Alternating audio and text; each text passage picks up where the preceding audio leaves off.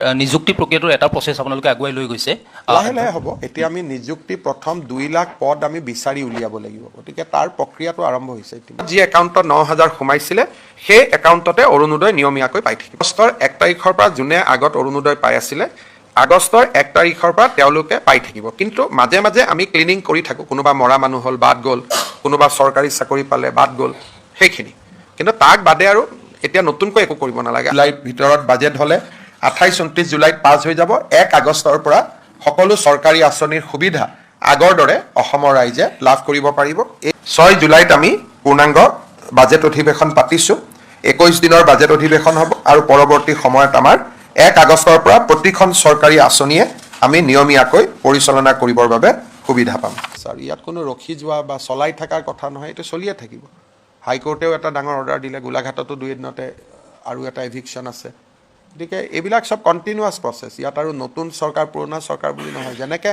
আগত চলি আছিল তেনেকৈ চলি থাকিব চৰ চাপৰি সাহিত্যভাৱে কৈছে যে লোকপিয়লত তেওঁলোকে অসমীয়া ভাষাটোৱে লিখিব আৰু অসমীয়া নিলিখক মোৰ একো কথা নাই চৰ চাপৰিৰ ওপৰত অসমীয়া জীয়াই থাকিব নেকি তেওঁলোকে লিখিলে লিখক নিলিখিলে নিলিখিব কিন্তু ঘৰত যদি অসমীয়া নকয় লিখিলে কি হ'ব আচল কথাটো হ'ল যে ঘৰত ভাষাটোতো আৰ্টিফিচিয়েলি কোনোবাই মেজৰিটি কৰি ৰাখি লাভ নাই ন ঘৰৰ ভিতৰত তেওঁলোকে যদি অসমীয়া ভাষা নকয় অকল লোকপিয়লত অসমীয়া ভাষা লিখি ক'ব আমি বিদেশী নহয় সেইটোতো নহ'ব নহয় অসমীয়া ভাষাটো আমি কাবাক এইটো সাহিত্য সভাৰ সভাপতি ডাঙৰীয়াৰ কথাৰ লগত মোৰ ইয়াত এটা বিৰোধিতা আছে যদি অসমীয়া ঘৰত নকয় লিখি কি লাভ হ'ব আৰু এইবিলাকৰ কাৰণে অসমীয়া ভাষা কিবা পাৰ্চেণ্টেজত জীয়াই আছে এইবিলাক পুৰণা পলিচি আছিলে ইমান পাৰ্চেণ্টে ক'লে অসমীয়া থাকিব আমি যেতিয়ালৈকে চন্দ্ৰ সূৰ্য থাকিব অসমত অসমীয়া ভাষা থাকিব এইটো আৰু কোনোবাই পাৰ্চেণ্টেজৰ লগত ভাষাটো থাকা নাথাকা এইবিলাক পুৰণা কিছুমানে ওলাই দিছিলে যে লোকপিয়লত ইমান পাৰ্চেণ্টেজ হ'লেহে অসমীয়া থাকিব নহ'লে নাথাকিব এনেকুৱাটো মই কোনো আইন শুনা নাই Assamese is the official language আৰু আমাৰ অফিচিয়েল লেংগুৱেজ এক্টত ক'তো লিখা নাই যে ইমান পাৰ্চেণ্টেজ হ'লেহে অসমীয়া থাকিব নহ'লে অসমীয়া নাথাকে কালি যদি মই ধৰি ল'লোঁ যে 20% মানুহে কয় অসমীয়া তথাপিতো অসমত অসমীয়া থাকিব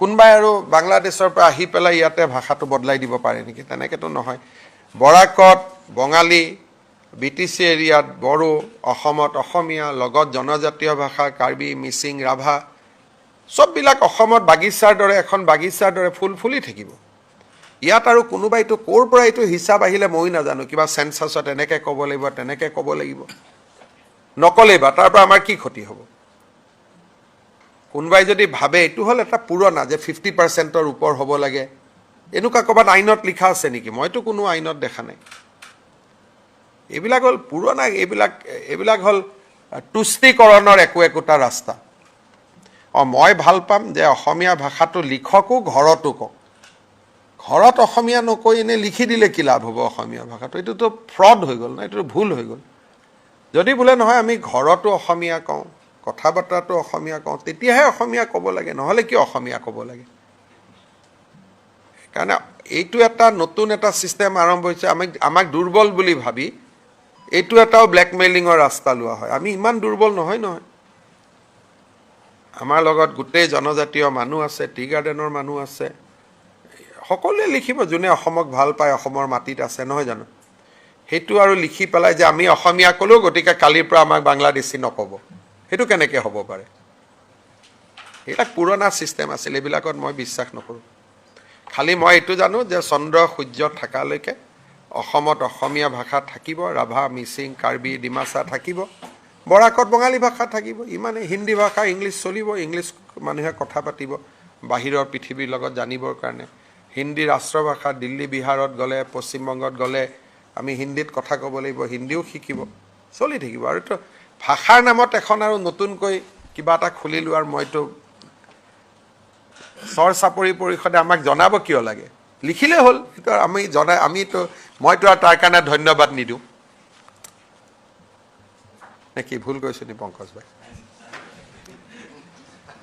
মুঠতে অসমীয়া কোনেও দুৰ্বল বুলি ভাবিব নালাগে that is the bottom line ভয়তে লিখি দিব অসমীয়া বুলি আমাৰ দুখীয়া বুলি ভাবিব আমি ভয় কৰোঁ বুলি ভাবিব নালাগে অসমীয়াক ভয় কৰিয়ে ঘৰত বোলে কি অসমীয়া শব্দটো নিজে নিজে ওলাই যাব হয় নহয়?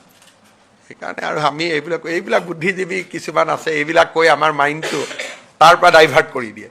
সেইটো নহ'ব। আমাৰ ইছ্যু লাভ জেহাদ, সেইদিনা নলবাৰীত যিটো ঘটনা হ'ল, অসমীয়া ভাষা কম বুলি ক'লেও নহ'ব, লগত ক'ব লাগিব লাভ জেহাদ বন্ধ হ'ব, বাল্য বিবাহ বন্ধ হ'ব, বাচ্চা দুটাতকৈ ওপৰত জন্ম নহ'ব, বহুত কাম আছে। লিষ্টখন বহুত দীঘলীয়া নহয়, ইমান সৰু লিষ্টত কেনেকৈ হ'ব? বসন্ত গোস্বামীকো মই কৈছোঁ যে ইমান সৰু লিষ্টত নাযাব, আমাৰ লিষ্টখন 10-12টা পইণ্ট আছে, আমি সেইটোত যাব লাগিব, হয় নহয়? কি ভুল ক'লো নেকি পংকজ? হাঁহি আছে আৰু কিবা আছে নেকি? এনেই চাওক, অসমত সিদিনাখন মই IAS অফিচাৰসকলক মাতিছিলোঁ, দুই এদিনতে মই ACS অফিচাৰসকলকো মাতিম। যোৱা 5 বছৰত কেইবাজনো ACS অফিচাৰৰ ঘৰৰ পৰা বহুত টকা জব্দ কৰা হৈছে। এইটোৱে অলপ বিষয়াসকলৰ ওপৰত মানুহৰ মনত প্ৰশ্নবোধক চিন আনিছে। সেইকাৰণে সিদিনাখন মই IAS অফিচাৰসকলক মাতিছিলোঁ, তেওঁলোকক মই বুজাইছোঁ যে আপোনালোকে কেনেকৈ ৰাইজৰ লগত চলিব লাগে। দুই এদিনতে মই ACS অফিচাৰসকলকো মাতিম। আৰু কাৰণ এজন অফিচাৰ ধৰাত পৰি জেলত যোৱা মানে আমাৰ যিটো 20 বছৰৰ ইনভেষ্টমেণ্ট তেওঁৰ ওপৰত, সেইটো একেদিনাই নোহোৱা হৈ যায়। আৰু এই অফিচাৰসকল কোন? দুখীয়া মধ্যবিত্ত পৰিয়ালৰ পৰা উঠি আহি অফিচাৰ হৈছে। তেওঁলোকৰ পৰা কোনেও এইটো আশা নকৰে। সেইকাৰণে আপোনালোকে এই চৰকাৰখন যাওঁতে যাওঁতে দেখিব যে কোনোবা এজন অফিচাৰে যদি আপোনাৰ পৰা টকা লৈছে, ঘটনাটো, নামটো নিদিব লাগিলে, ঘটনাটো দি হ'লেও আমাক জনাওক। এনেকুৱা বহুত ছিষ্টেম আমি ডেভেলপ কৰি আছোঁ। মই বাজেটখনৰ কাৰণে ৰখি আছোঁ। বাজেটৰ পিছত আপোনালোকে বহুত নতুন কথা শুনিব। আমি দুৰ্নীতিটো একদম নোহোৱা শব্দটো ক'ব নোৱাৰোঁ, কিন্তু বহুত কমাব লাগিব, কাৰণ নহ'লে মানুহে গভৰ্ণমেণ্টৰ পৰা লাভ নাপায়। এতিয়া আজি ৰাতিপুৱা মোক পীযুষ হাজৰিকাই কৈছে যে প্ৰায় 5 লাখ গছৰ পুলি, কি আলু এইটো আমাৰ লেচু, তাৰপিছত এইটো কি ড্ৰেগন ফ্ৰুটছ, তাৰপিছত আপেল বগৰী, গুৱাভা, এইবিলাক ইয়াতে আছে। এতিয়া ময়ে 5 বছৰ মুখ্যমন্ত্ৰী হ'লোঁ, এগ্ৰিকালচাৰৰ তলৰ অফিচাৰখিনি তাত যায়, তেওঁলোকে হয়তো ভাল কৰি দিয়ে, বেয়া কৰি দিয়ে, মই নাজানো, কিন্তু এইটোকে এখন মিটিং কৰি দিলে মানুহে গম পাব যে কোনে পালে। সেইকাৰণে এইবাৰ আমি গোটেই কথা বাৰ্তাবিলাক একোখন মিটিং কৰি, যে যি হওক এখন মিটিং কৰি, মিটিঙত মন্ত্ৰী যাব লাগে বুলি কথা নহয়, পঞ্চায়ত, জিলা পৰিষদ সকলোকে ইনভলভ কৰি চব বস্তু একোখন মিটিং কৰি বিলাব লাগে, যাতে কোনোবা অপাত্ৰত যদি গৈছে লগে লগে ৰাইজে ধৰিব পাৰে।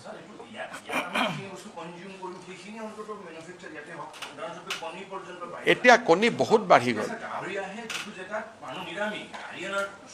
চাওক, এতিয়া ফিছ মাছ আহিব নালাগে, 2 বছৰত কণী আমাৰ ইয়াত 100% হৈ যাব, কণী আহিব নালাগে।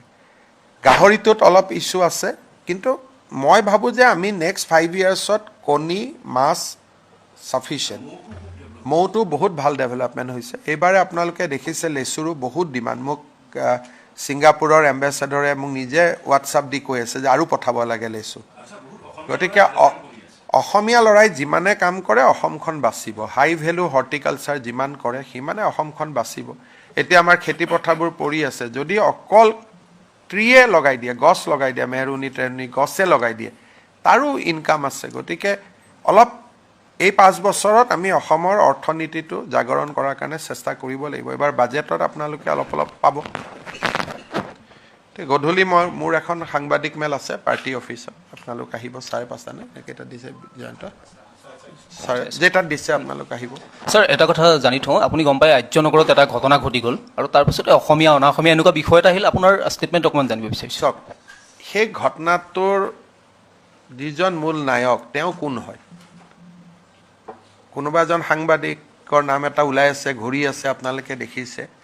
অসমত যদি অসমীয়া বিহাৰী, অসমীয়া বঙালী এই কাজিয়াবিলাক যদি আমি কৰি থাকোঁ, তেতিয়াহ'লে আমি আকৌ আন্দোলনৰ দিনলৈকে উভতি যাম।